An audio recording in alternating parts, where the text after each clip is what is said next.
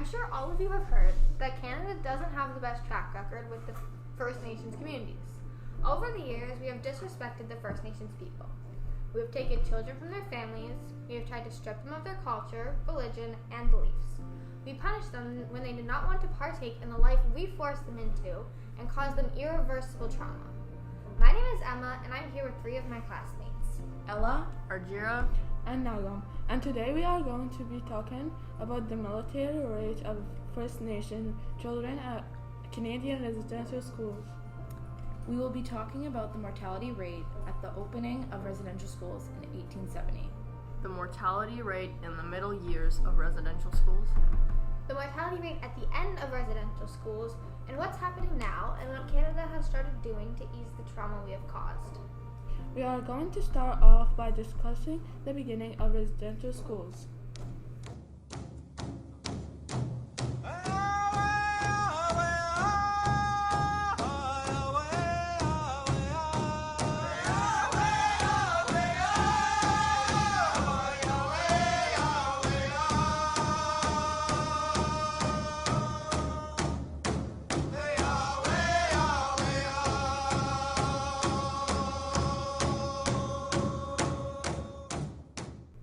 Okay, have you heard about this? In the 17th century, New France Roman Catholic missionaries founded the first boarding schools for First Nation students in what would become Canada.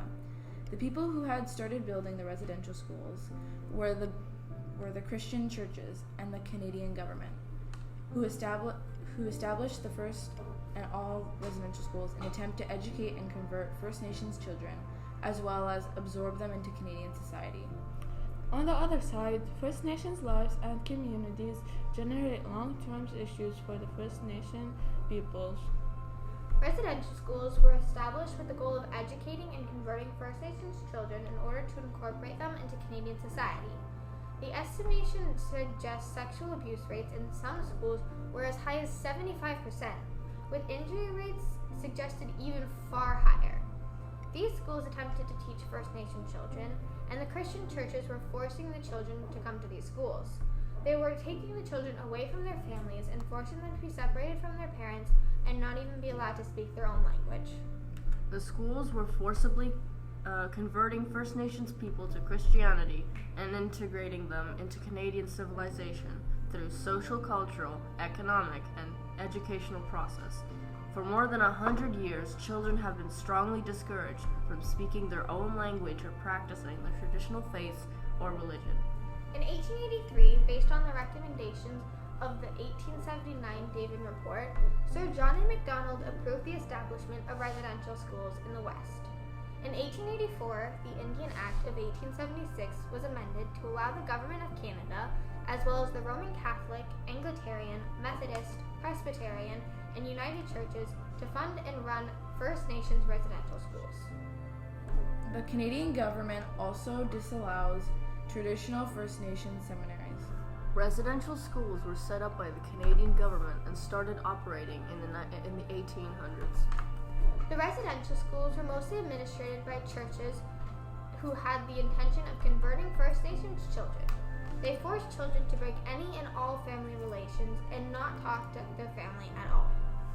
Talking their language was prohibited as they only wanted children to speak in the language we speak today, English and French. And the rules were break, the kids would get service punishment.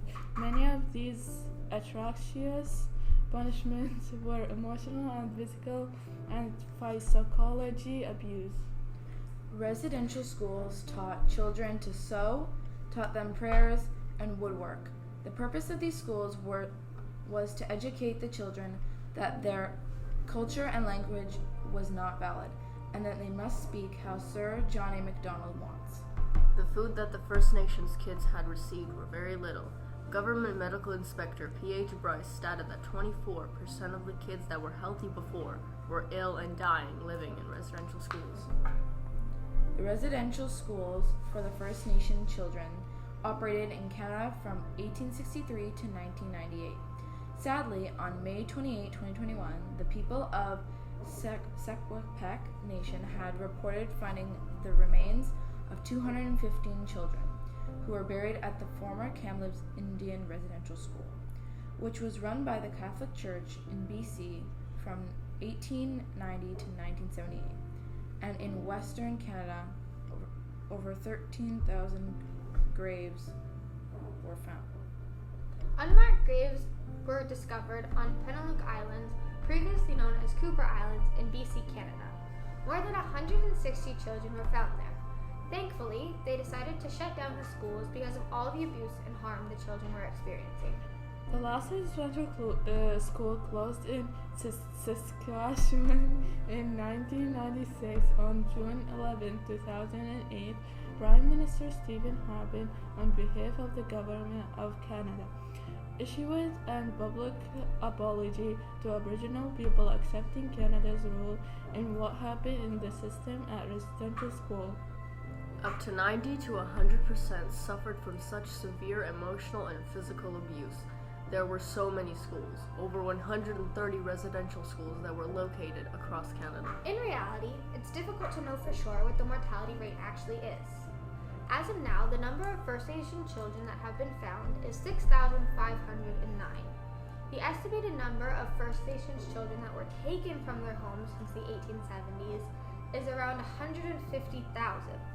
If only 6,509 of children out of the 150,000 has been found, that would imply that there is only a 4.3% mortality rate. But that's unrealistic. It was more like 40 to 60% mortality rate. That would mean that out of 150,000 First Nations children taken, 60,000 to 90,000 of them died. And we have only found 6,509 of those who have died. Almost all the children who survived the residential school suffered from great emotional and physical trauma. And even now, after the residential school have been closed for over 20 years, the First Nation communities are still suffering, and they have the right to be. 7 generations of First Nations people went through residential schools, and this is not something you can erase in a day or a month or even 20 years. Canada has made mistakes, and we have to acknowledge it, and it takes ownership. There are different ways that Canada has already started to take ownership of all the bad things that we've done to the First Nations people. We have started Truth and Reconciliation Day and Orange Shirt Day, which are both located on September 30th, to honor the lost children, the one who survived, and their families, and their communities. Canadian school systems have also started to add First Nation topics into the curriculum. But aren't there classes that can't add First Nations information, such as science or math? You do have a point, but there are also classes like socials and English where you can completely add projects that can be revolved around the First Nations topic. I recently looked at the numeracy exam that grade 10 students have to take. They do have a geometry question where you have to calculate the areas of a First Nations loghouse. So even though math is mostly numbers, they were able to incorporate parts of First Nations into the written questions. True, and even if the students are younger, there are so many books written by or written about First Nations that can be read to the class. There are also art projects that could be created. That's a good point. The First Nations people had such beautiful artwork. Exactly, and so it wouldn't be hard to incorporate First Nations activity into the curriculum, and we have already started to.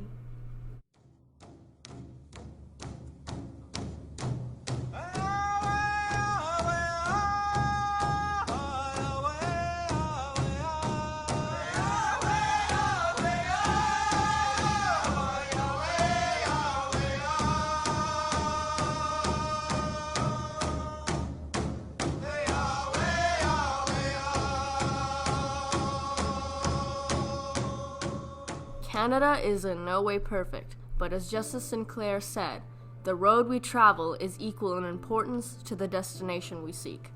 There are no shortcuts.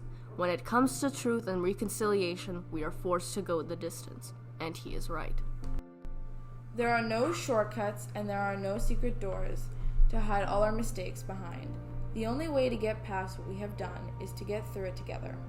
Once we as Canadians, as First Nations, and as a whole have managed to get through it together is when we can start to build the relationship we should have had from the start.